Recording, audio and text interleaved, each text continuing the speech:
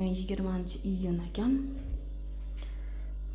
Golubsiga masalliqlar tayyorladim.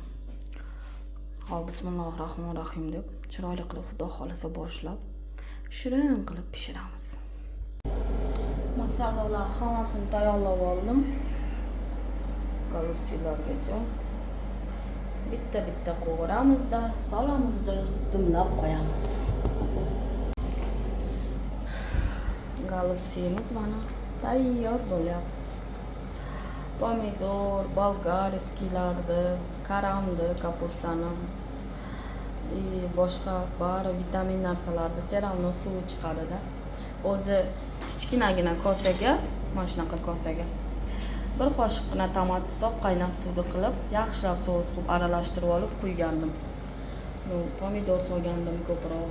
Baribir hamma narsa mo'l-ko'l bo'lsa, ovqat shirinroq bo'ladi. Vitamin bolalarga ham, uydagilarga ham shunaqa qilib pishiryapmiz. Eng zo'r ovqatlardan bittasi deb o'ylayman. Baribir домашний ovqatga, конечно, yetmaydi. Ovqatimiz tayyor bo'ldi.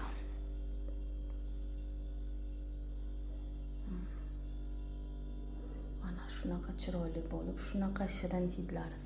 Papamizga chiroyli qilib qozonda qo'ygizdik. Chunki papamiz hali ishda.